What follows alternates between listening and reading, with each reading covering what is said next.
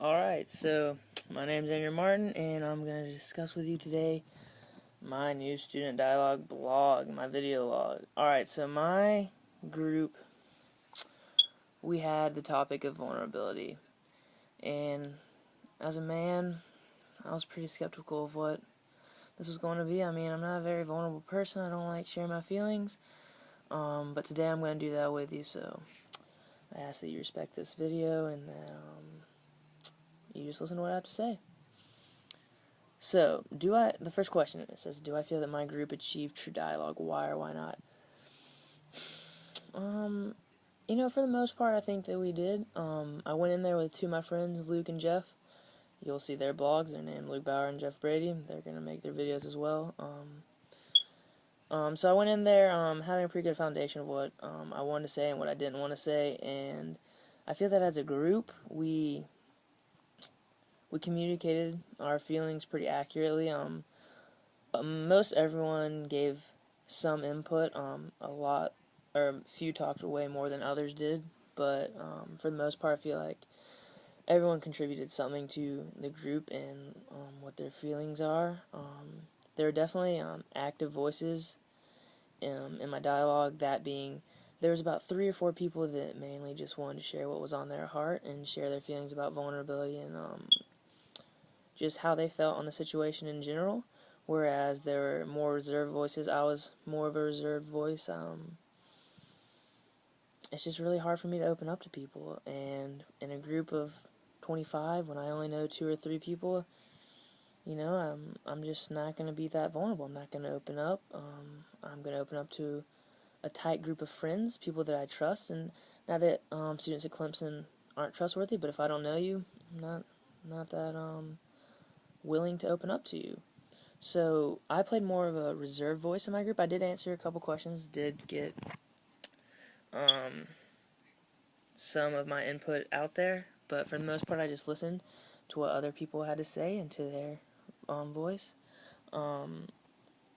So it says, why do you think dialogue is a component of CU 1000, and do you see the dialogue as a useful tool in your university experience? I think it's a component because of the topics that were offered. You could take, there are a lot of options, so you could take one that may have related to you specifically, and you can learn more about that, and you can be with other people who are struggling or going through that same issue that you are. So I think that's one of the reasons it was a component. And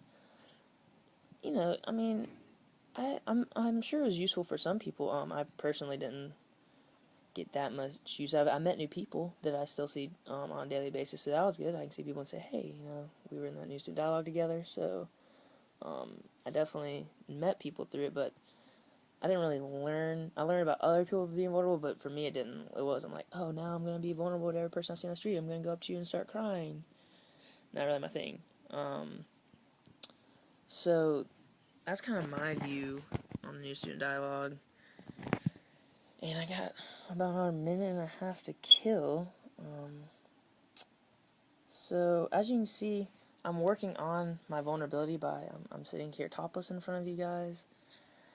It's a stretch, I know. I'm not trying to make anyone lust. I'm not trying to make anyone sin. I'm just, being vulnerable. I'm being me. I'm doing Andrew. Doing what I gotta do for you guys. I'll give you a little whoop. Yep. So, trying to be a little bit more vulnerable for everyone.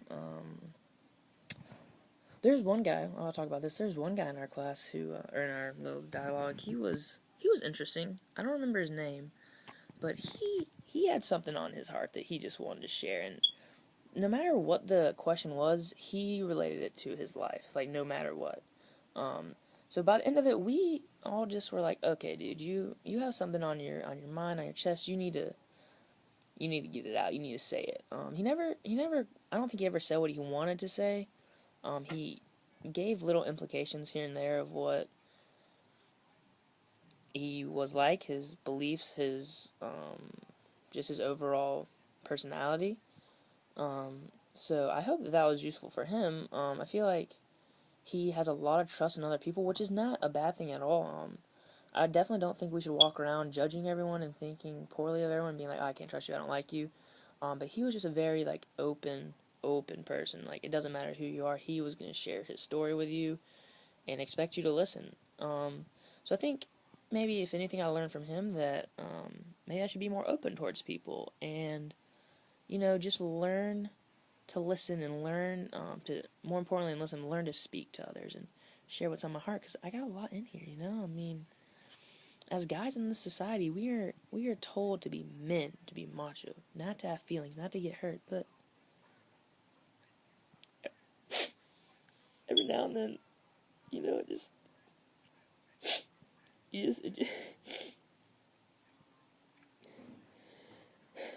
I feel okay. I have feelings, and it just, sometimes it's hard for me to share them. So, thank you for watching this video, and just thank you for this. Thank you.